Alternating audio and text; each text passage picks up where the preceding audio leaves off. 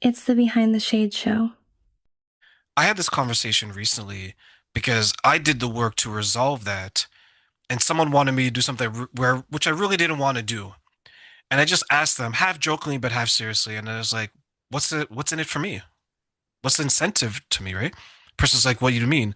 I was like, well, you're asking me to do something for you, which you wouldn't do for me.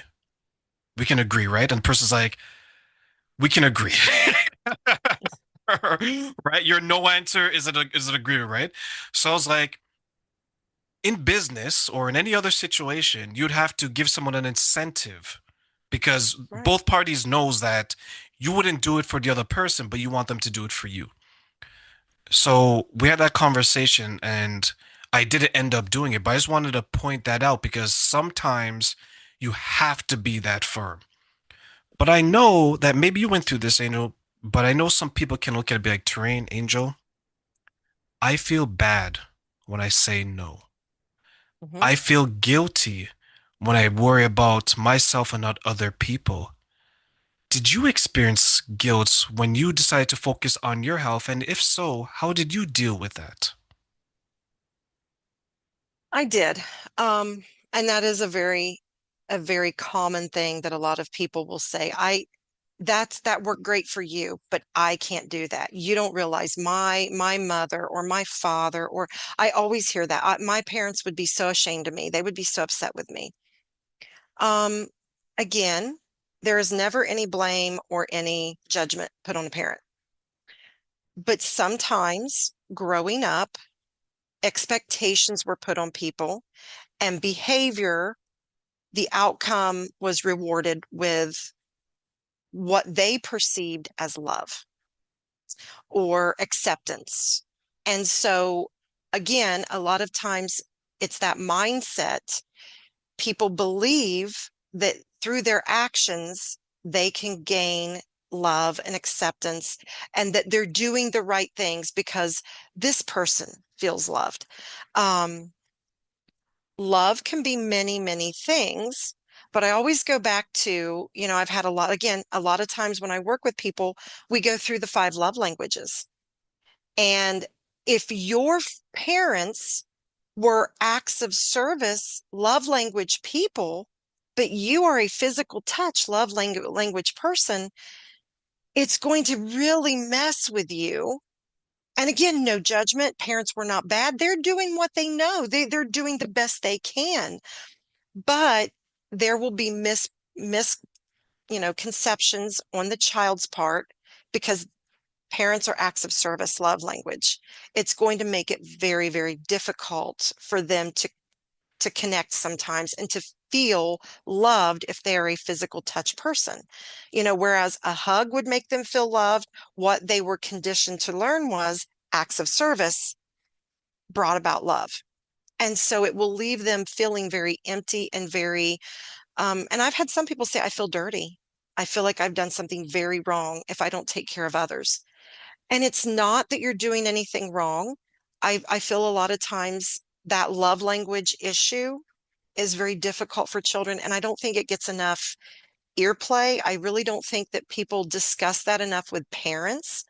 Um, you know, if you are an acts of service parent and your child is constantly hugging on you and that seems weird to you, you're just not that lovey, touchy, huggy person, that is going to cause that child some issues down the road. And so I really feel like that's something that absolutely needs to be brought into the factors as well. And one thing I do with people, I always ask them again, I ask about the self-love, but one of my next questions is I need 3 words to describe your mother, 3 words to describe your father, and 3 words to describe yourself. And when they always want to start out with great words. And I'm like, no, I want the 3 words that came to you. And if they're tough words, or if you want to say, well, mom's rude, or mom's cold, or mom was a giver. I hear that all the time. Oh, my mom, she was the most amazing woman. She was such a giver. She would give everything. Okay, well, mom was a giver. Therefore, mom wore herself out. Chances are that's one of the things you learned was how important it was to give to everyone else. And then I will ask, so tell me about mom's health history. And then that's when you start seeing, oh, well, mom had chronic arthritis and mom had, irritable bowel and mom had dementia. And it's like, mom gave all of her health away. Mom was not a bad person. She was loved by everybody and she was kind and wonderful, but she didn't learn those boundaries. So she gave all of her health away. So it's very important to understand when you're working with someone what their perception of their parents is and what their perception of their self is. Because a lot of times when you ask for three for the parent mother, three for the father, three for themselves, the three for themselves is what they perceived that their parents thought of them, almost always. Could then that mean that some people's perception of themselves, since it comes from others, their parents in this example, maybe their value and their self-worth will come from others, and this is why they're performing these acts even to their detriment? Absolutely. Absolutely. And sometimes it can give you a good picture as to, you know, I love my father. Oh my gosh, my father is a great man. But my father is a very pessimistic person. Everything is a catastrophe. Um, so whenever whenever I initially get bad news, there's that initial part of my brain that wants to go, oh my heavens, oh my gosh, this is terrible. But then it's like, okay, wait a minute, you know.